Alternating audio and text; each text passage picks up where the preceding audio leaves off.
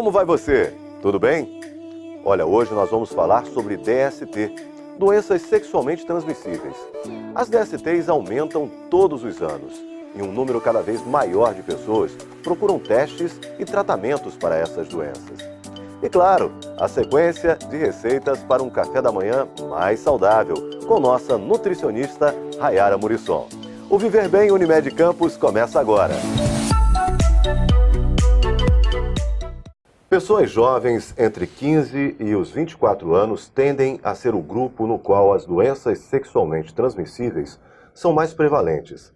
Para falar sobre essas doenças e, claro, sobre a prevenção, estamos recebendo o médico dermatologista e diretor da Faculdade de Medicina de Campos, Edilber Pellegrini, que tem vários artigos publicados em livros abordando o tema. Obrigado por ter aceito nosso convite, doutor Edilber. Prazer estar aqui. E também o Dr. Paulo Irano, nosso consultor em saúde, mais uma vez conosco. Dr. Paulo Irano. Estamos aí mais uma vez e hoje vamos tratar de um assunto relevante, extremamente importante pelos acontecimentos, diria, da última década, né? Nós estamos tendo, na verdade, uma incidência assustadora e alarmante das chamadas doenças sexualmente transmissíveis e, sobretudo, esta incidência, esse aumento assustador está nos jovens. Isso que nos deixa bastante preocupados e para isso trouxemos então o Dr. Edilber Pellegrini para que possa nos dar as orientações e trazer aí as últimas novidades e o que está acontecendo na ciência em relação às doenças sexualmente transmissíveis. Doutor Edilber, a gente pode começar abordando já essa questão dessa faixa etária. É o jovem que mais tem envolvimento direto, né, com a questão da doença sexualmente transmissível? Mudou alguma coisa de um tempo para cá? Os jovens não estão se protegendo? O que está acontecendo? Bom, os jovens, eles são a faixa etária que, por facilidade, tem maior quantidade de relações sexuais e com uma perspectiva de maior número de parceiros. Isso é clássico. Então, todas as doenças sexualmente transmissíveis ou infecções sexualmente transmissíveis, como hoje é preferível falar, elas acometem mais essa população, não deixando de poder também acometer todas as outras faixas etárias. E o grande problema é que a maioria dessas doenças, e por isso a gente chama de infecções, elas passam durante um longo tempo assintomáticas. Então, quando se fala isso, se pensa muito no HIV, na AIDS, que tem um longo tempo de assintomático, mas a gente tem que pensar também na sífilis, a gente tem que pensar também no HPV, que dependendo do sítio onde ele se localiza, ele pode passar desapercebido e só ser percebido quando, em alguns casos, evolui para uma neoplasia. Então, essa faixa de acometimento é ampla, mas se concentra bastante nos jovens. Quando falam nas doenças sexualmente transmissíveis, às vezes as pessoas pensam assim, essa doença só dá nos órgãos genitais. Isto não é verdade. É importante alertar que as doenças sexualmente transmissíveis podem levar à morte e é preciso prevenir. E em relação à questão desses jovens, eu tenho uma leitura sobre isso. Os jovens de hoje, eles não viveram a epidemia da AIDS do final dos anos 80. Eles não viram quantas pessoas sofreram e morreram sem tratamento. Eles acham que é uma doença mais simples, hoje controlada com os medicamentos, mas continua sendo das mais graves. E a rebote da AIDS vem essas outras doenças, conforme o doutor Edilber falou. E eu acho que a gente podia, doutor Edilber, chamar mais atenção em relação a essas outras doenças, principalmente uma que está também renascendo e numa incidência assustadora, e principalmente quando fala nas gestantes, que é a sífilis. Gostaria que o senhor traçasse aí um panorama sobre a sífilis especificamente, que hoje nos preocupa muito. Você tocou dois pontos importantes, Paulo. Uma é o não uso, na verdade, dos preservativos, é o grande fator que permite a disseminação das doenças.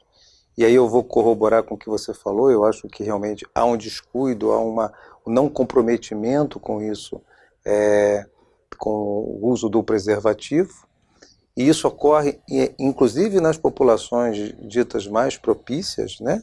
Que são as pessoas que usam drogas injetáveis, os homens que fazem sexo com homens, que são populações que têm uma maior incidência, inclusive. Há 2 décadas atrás teve uma epidemia de linfogranuloma venéreo na Europa, e principalmente acometendo os homens que fazem sexo com homens. Quer dizer, uma outra doença sexualmente transmissível acometendo uma população que já possuía uma. E um outro ponto que você tocou, a doença sexualmente transmissível ela não está restrita aos órgãos genitais. Você pode adquirir uma doença dessa através de qualquer parte do seu corpo que você utilize numa relação sexual ou de uma relação de mais intimidade. Então, o sexo oral, o sexo anal, o sexo pênis-vagina, que é o mais clássico, e o pênis-ânus, o cunilingus, o anilingus, todas as formas que você tem de intimidade, eles são passíveis de transmissão e de adquirir. A sífilis, ela tem um grande problema, que a lesão inicial, que normalmente é uma pequena ferida, uma pequena úlcera, sendo indolor, ela ou passa desapercebida ou não chama tanta atenção de quem a apresenta. E ela regride sem tratamento, num prazo de algumas semanas. Isso a pessoa, eu tive um probleminha, mas desapareceu, já estou bom. Na verdade, ela recrudesce com outros aspectos clínicos, que tem sintomatologia normalmente muito pobre, que também desaparecem se você não vai tratando. Então, ela tem episódios de aparecimento, regressão, se você não tratar. E o grande problema é a transmissão da mãe infectada para o seu feto. E aí sim, nesse você pode levar ao abortamento, né, ou ao parto prematuro, ou doenças, alterações da criança, que podem perpetuar-se por toda a vida da criança. E outro dado importante, por ser uma doença que tem um aspecto de silêncio muito grande, o contágio pode ter ocorrido num relacionamento que você teve perene durante um tempo, ou fortuito, há 5, 6, 7, 10 anos atrás, que é um outro dado importante. Quando se relaciona doença sexualmente transmissível, não pode ser uma relação direta, obrigatória, entre o seu parceiro atual, ou sua parceira atual. Esse contágio pode ter ocorrido lá atrás, num relacionamento que você nem mais se lembra dele. E que pode ter sido por um tempo, ou pode ter sido uma noite de prazer. E como se identifica, doutor Gilberto? Para sífilis, existem exames de sangue que facilmente identifica. Esses exames são hoje, inclusive, orientados pelo Conselho Federal de Medicina, que devem fazer parte do escopo regular das triagens clínicas, ou seja, além do exame do colesterol, triglicerídeos, da glicemia, deva incluir também o exame para pesquisa da sífilis, que tem o nome de VDRL, ou se você for buscar numa unidade própria de atendimento para as doenças sexualmente transmissíveis, você tem alguns testes rápidos que o resultado sai em 10, 15 minutos. E eles detectam se você teve a doença. E se tem a doença, não é nenhum alarde, é tratar, e a medicação é um antibiótico que erradica o problema, elimina a doença. Outra coisa importante que a gente vê muito, né? Eu tenho sífilis crônica, eu nunca vou ficar bom. Não existe sífilis crônica. Sífilis é uma doença curável com injeções, que podem ser 2 ou podem ser 6, dependendo do estágio da doença que você se encontra. Então é fácil de tratar. Essa colocação que o Dr. Gilberto faz, eu acho fundamental, porque só existem essas doenças porque não há sexo seguro. O que quer dizer sexo seguro? É o sexo que é feito sem preservativos. Acaba então havendo essa transmissão em massa, porque há hoje uma pesquisa clara, e todos os dados estatísticos mostram que quase 40% das relações sexuais nos últimos anos, principalmente entre os jovens, eles estão sendo em sexo inseguro, não estão usando o preservativo. Daí o porquê nós temos o resultado deste aumento assustador da incidência dessas doenças sexualmente transmissíveis. Então, esse é um ponto. O outro ponto, quando o senhor toca em relação às gestantes, quer dizer, sífilis e gestante, é fundamental que toda gestante faça o pré-natal. E no pré-natal, obrigatoriamente, tem que se fazer a pesquisa da sífilis. Ou seja, tem que fazer o exame de sangue que rapidamente se faz esse diagnóstico. Uma vez tratada, corretamente tratada, cura. Se não tratar, esta doença é transmitida para o bebê, para o feto, e consequentemente, se ele não for interrompido durante a gestação, ao nascer ele terá uma doença chamada sífilis congênita, que infelizmente irá carregar para o resto da sua vida deformidades, malformações que vão com certeza levar a uma vida de muito sacrifício, né, doutor Gilberto? E se você me permite, Paulo, acho que aí tem um ponto vital, que a gestação, ela se dá na mulher, mas é uma coisa que é de um casal, né? Então, nesse caso, quando você diagnostica a infecção da sífilis na gestante, é fundamental que o parceiro compareça para também ser examinado, seja pelo exame, porque já que ele pode também não ter sintoma nenhum, que isso é um dado que a gente gosta de frisar. E foi bom que o senhor tenha frisado aqui, porque às vezes o pessoal, mas eu não estou sentindo nada, mas eu não tenho nada, por que eu tenho que fazer Exatamente. Então, mesmo que ele não tenha esse tem que se a esposa, né, a parceira, tem a doença, ele tem que se submeter ao exame, e caso apresente positivo, que pode até também não ser positivo, né, como a gente já falou antes, se ele também tiver, ele também tem que ser tratado. Porque caso ele não trate, o que vai acontecer? Essa gestante não vai ficar curada. Porque a gestante também mantém relações sexuais durante o período gestacional, durante os 9 meses. E é bom que mantenha, porque não é o fato dela estar grávida que há de interromper a relação sexual. Então, mas para isso, os dois têm que estar saudáveis. Então é um processo que abrange os dois. Isso é obrigatório. Sem contar a tranquilidade. Não é? Depois da realização dos exames, a tranquilidade de se levar à gestação, acompanhar o crescimento do bebê e tudo, com a condição básica para que ele chegue à vida com saúde, com tudo necessário para seguir a sua vidinha e o crescimento com os pais. Porque uma vez tratado, desculpe de interromper, uma vez tratado a gestante, e quanto mais precocemente tratada, menos chance a criança tem de aparecer, de desenvolver a sífilis congênita. Porque é sempre uma questão de tempo, quantidade de parasita, né, quer dizer, o nível de infecção da mulher, que vai estar relacionado ao seu sistema imunológico. Então, quanto mais precoce, por isso, como o Paulo falou, é obrigatório que ela faça o pré-natal, obrigatório que ela faça esse exame, e quanto mais precoce, de preferência no primeiro trimestre, e deve ser repetido no terceiro trimestre, e normalmente é repetido na hora do parto. Para o quê? Para dar uma segurança a essa gestação e principalmente a essa criança que acaba de nascer. Outra doença sexualmente transmissível que também a gente está vendo com maior avanço é o herpes genital. Sim. Isso se dá a algum tipo de mudança, não é, na intimidade sexual dos casais? Eu acho que a primeira coisa é que as pessoas olham para o herpes achando que é uma infecçãozinha de nada, que dá umas bolinhas no canto da boca, ou então dá umas bolinhas na genitália. Na verdade, a gente já fez algumas palestras sobre isso. O herpes é um vírus extremamente agressivo, mas muito agressivo. Tanto agressivo que no paciente que tem AIDS, ele pode levar até o óbito. O que faz com que normalmente nós tenhamos essas lesões que são de pequena monta, restrita? É o nosso sistema imunológico que refreia a replicação do vírus. Mas ele é um vírus muito agressivo. E aí, sim, hoje você tem um aumento razoável da presença do herpes genital pela maior liberdade sexual das pessoas, pela maior intimidade, onde as variações sexuais se tornaram mais abertas, mais fluentes. Então você tem sim uma maior incidência do herpes na região genital. Porém, lembrando que o fato da pessoa ter um herpes na região oral impede dela manter uma relação sexo oral com uma outra pessoa, seja do pênis, seja na vulva, seja no ânus, porque ela pode levar o vírus da parte labial, ou da face, ou de qualquer parte do corpo, como na parte de um dedo, para uma outra parte do corpo.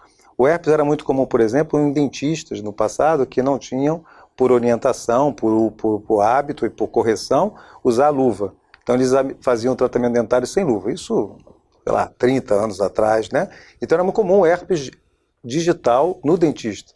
No caso do manipular o rosto na boca, ele se contaminava dessa maneira. Então há sim essa transmissão direta e o próprio paciente pode levar o seu próprio vírus para outras partes do corpo quando ele está na parte de replicação. E aí ele deve buscar o médico para se tratar. Isso. Tem um dado mais interessante ainda. A maioria dos trabalhos mostra que você perceber clinicamente, ou mesmo médicos, os médicos tarimbados, perceber clinicamente a lesão de herpes genital, a percepção é baixa. Porque a lesão na região genital, ele não costuma ter a clássica, as práticas de bolinhas com água, porque é uma área de dobra, é uma área de atrito, é uma área que está sempre coberta, então há um rompimento dessas bolinhas, né, que são vesículas, e desfigura esse aspecto mais clássico que está no consciente popular. Então o aspecto fica diferente. Fica uma ferida, uma irritação, um arranhão, a pessoa prendeu na calcinha, prendeu na cueca, deu um machucado, na hora que eu fui me lavar, um cabelo que inflamou. Tudo isso, muitas vezes, representa um quadro de herpes. Lembrando que, normalmente, o quadro se repete no mesmo local ou nas proximidades do mesmo local. Esse é um detalhe clássico da doença. E que gestante com herpes ativo não pode ter parto normal. É obrigatório cesáreo. Porque se a criança passar pelo canal do parto, tiver lesão na parte externa da vulva, ela pode se contaminar com herpes, e recém-nato com herpes é doença grave. São dados importantes, né, doutor Paulo Irã? E muito esclarecedores para os nossos espectadores. Sem dúvida nenhuma, é o que nós nos propomos nesse programa, é a conscientização, é a informação, e hoje a gente tratando aqui das ditas doenças sexualmente transmissíveis, é sempre importante lembrar que só existe transmissão dessas doenças quando se pratica o sexo inseguro, ou seja, sem preservativos. E é o que vem acontecendo, chamo a atenção mais uma vez a todas as pessoas, independente de ser jovem, adulto ou idoso. O sexo, quando ele é praticado de forma insegura, ele corre o risco de ser contaminado. Mas principalmente pela incidência assustadora nos jovens, a gente chama mais uma vez a atenção nesta orientação.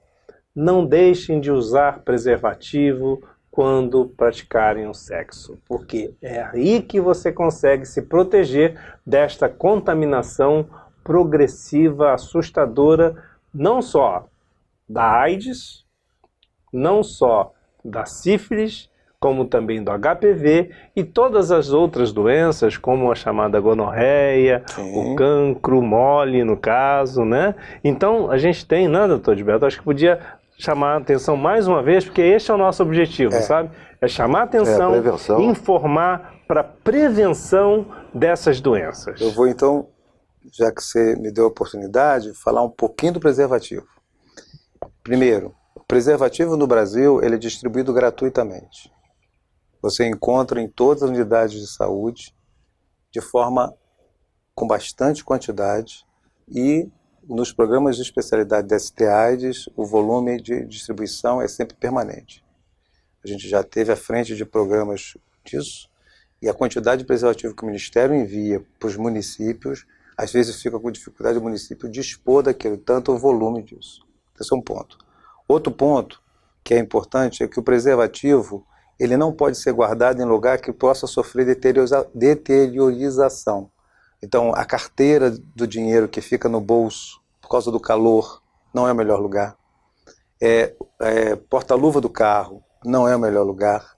Eu costumo brincar dizendo que o melhor lugar do preservativo é na bolsa da mulher, porque fica geralmente arejada, né? Não fica em lugar, não pega sol, porque tem cuidado, porque ele se deteriora muito.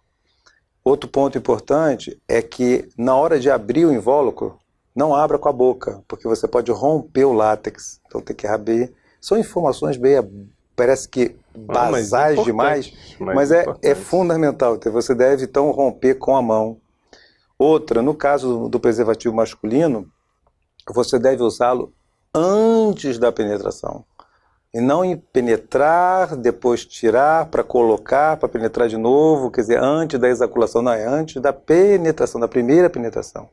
O pênis deve estar enrijecido para permitir que ele se desdobre completamente, ou seja, que ele seja completamente desenrolado.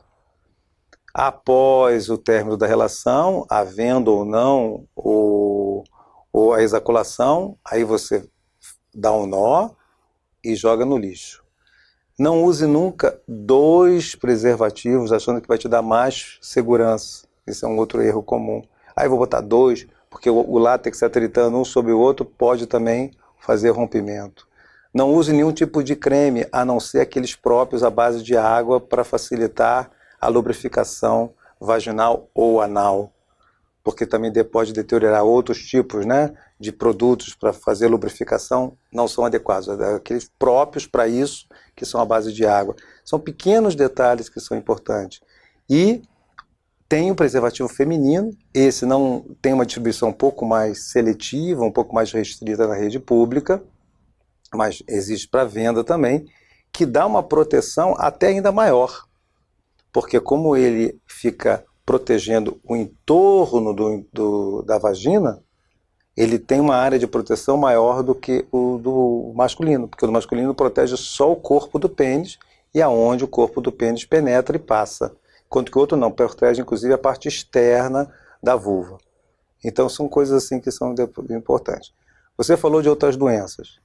Na verdade, se a gente for falar de todas as doenças sexualmente transmissíveis, a gonorreia seria um capítulo à parte, porque a gonorreia hoje, ela é um grande problema de saúde pública mundial, por conta da resistência bacteriana que o gonococo facilmente adquire. Então, lá nos idos da década de 40, 50, a gonorreia era tratada como injeção de penicilina. A penicilina hoje, ela ripa a penicilina. Não existe mais tratamento de gonorreia com penicilina. E os medicamentos mais atuais mostram-se facilmente ineficazes porque ela rapidamente consegue desenvolver resistência. Então existem lugares, hoje, pessoas portadoras de gonorreia que não respondem mais a alguns antibióticos que se tem de ponta para tratar, o que é um problema muito sério. Né? Porque a gonorreia não é só a descarga de secreção uretral, não, isso no homem é isso, mas pode dar orquiepididimite, que é uma inflamação nos testículos, pode dar outras infecções, pode dar artrite gonocócica, pode dar meningite gonocócica, ou seja, a gonorreia não é uma doença só sexualmente transmissível, é uma doença que pode comprometer outros órgãos, e na mulher pode levar inclusive a doença infecciosa pélvica, pode levar ao abortamento, pode levar à esterilização, ou seja, é uma doença muito mais séria do que se fala. De todas essas doenças aqui tratadas, o HPV é uma das únicas que nós conseguimos preveni-la. Nós conseguimos a vacinação. E a gente tem um histórico interessante sobre a vacinação, que foi na época que estávamos à frente da Secretaria de Saúde do município. E nós iniciamos, em nível de Brasil, como a primeira cidade, a imunizar as meninas e depois avançamos para os meninos com a imunização contra o HPV. Acho que valia a pena chamar mais essa atenção, doutor Gilberto, sobre a questão de que é uma doença que podemos prevenir com a vacina. E de todas é a única que você tem como prevenir com uma vacina. Obviamente a vacina abrange hoje os 4 principais tipos de vírus, mas já está para ser lançada uma vacina com 9 tipos de vírus, então vai ter uma amplificação do coisa. O vírus de HPV, ele tem vários tipos, são mais de 200 tipos, mas o 6, os 11, 16 e 18, né, o 6, 11, 16 e 18 são aqueles que, ou 6 e 11, que dão as lesões mais de verruga, né, tipo condiloma, e o 16 e 18 é aqueles que dão lesões mais no colo do útero e que tem uma chance maior de evolução para o câncer. E a vacina abrange esses 4, a quadrivalente abrange esses 4, ela é distribuída na rede pública para as meninas e meninas. Isso é um fato e não há por que você não vacinar. As ditas reações, a gente recentemente chegou de um evento sobre isso e teve uma fala, inclusive, do Ministério da Saúde, mostrando que as ditas reações da vacina ou são reações normais que todo processo de vacinação, principalmente vacinações em massa, são plausíveis de acontecer, e aquelas que foram elencadas como sendo exclusivas do vírus da vacina do HPV não se comprovaram. Então, ela é uma vacina segura, e além dessa faixa etária das crianças, tem também indicada e liberada pelo Ministério para as pessoas portadoras de doenças imunodepressoras, então paciente HIV, e quem, independente disso, pode fazer para uso próprio, ou para prevenir, se estiver fora dessa faixa, na rede particular. Quer dizer, há prevenção para evitar uma doença muito séria. Bom, doutor Paulo Irã, nós abordamos aqui com a presença do doutor Edilberto Pellegrini, quem agradeço aqui mais uma vez por ter atendido aí o nosso chamado, e o nosso trabalho, né, de prevenção, de educação na área de saúde, né, de fazer com que as pessoas tenham maior conhecimento. As pessoas com conhecimento e recebendo as orientações adequadas, né, para a prevenção, a tendência é que elas consigam ter uma qualidade de vida melhor. Sem dúvida.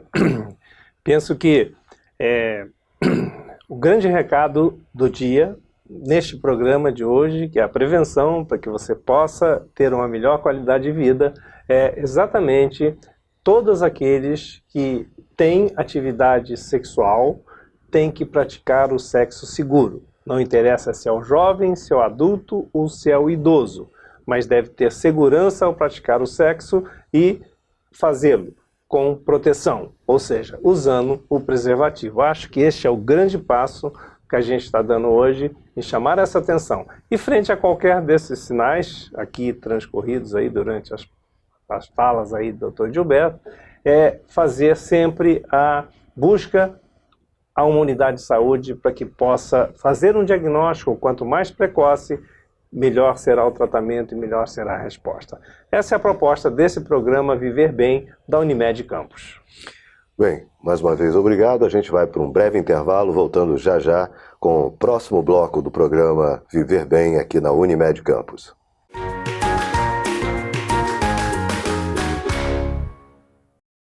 Guarde seus exames antigos. Eles valem muito. Fazer exames exige tempo e é um pouco desconfortável. E se o seu plano tem coparticipação, uma parte do custo é cobrada de você. Guarde todos e leve para o seu médico na próxima consulta. Ele vai avaliar se você precisa de novos exames. Às vezes, os que já fez são suficientes. Cuidar de você. Esse é o plano. Unimed.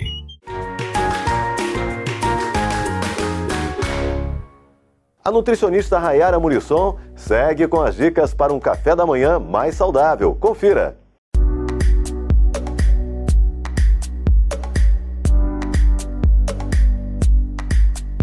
Olá pessoal, eu sou a nutricionista Rayara Murisson e hoje nós vamos dar sequência ao nosso quadro de receitas para o café da manhã. A receita de hoje é uma crepioca, um alimento onde nós temos a mistura de ovo e tapioca, que são duas fontes de proteína e de carboidratos. E além dessa receita ser super saudável e saborosa, ela também é versátil, porque dependendo do recheio que nós utilizamos, ela pode ser consumida ao longo do dia em outras refeições. É importante falar a respeito da tapioca. Existem muitas publicações, sites, programas de televisão que associam esse alimento ao emagrecimento, mas é importante lembrar que ela é um carboidrato, então o seu grande consumo a longo prazo pode promover o ganho de peso, principalmente se a gente utiliza recheios muito gordurosos. Além disso, ela é pobre em fibras e também tem um alto índice glicêmico. Isso não quer dizer que ela seja um alimento ruim, ela pode e deve ser consumida, desde que, assim como qualquer outro ingrediente, a gente consuma com moderação e sem depositar nela toda essa responsabilidade de promover o emagrecimento. Bom, feito isso, agora você vai aprender a fazer a nossa receita de crepioca. Você vai precisar de 2 colheres de sopa de goma de tapioca hidratada, um ovo, 1 colher de chá de chia, 2 colheres de sopa de ricota e orégano a gosto. Bom, o primeiro passo é nós misturarmos a tapioca, o ovo e a chia e misturar até que fique bem homogêneo.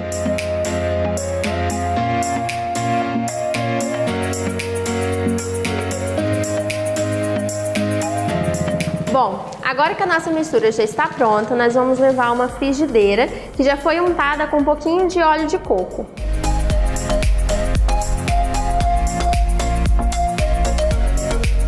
Agora nós aguardamos até que ela doure na parte de baixo e a gente possa virar a mistura para que ela doure do outro lado. Bom, agora que a nossa crepioca já estiver dourada dos dois lados, nós vamos acrescentar a ricota.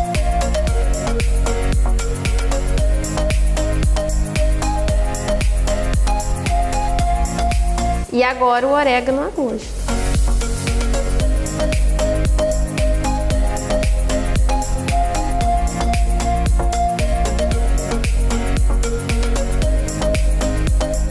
Essa é a nossa crepioca pronta.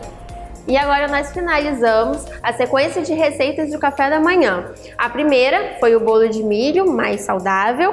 A segunda, o cappuccino caseiro. E a terceira, a crepioca. No nosso próximo programa, você vai acompanhar uma nova sequência de receitas, só que dessa vez para o almoço. Até lá!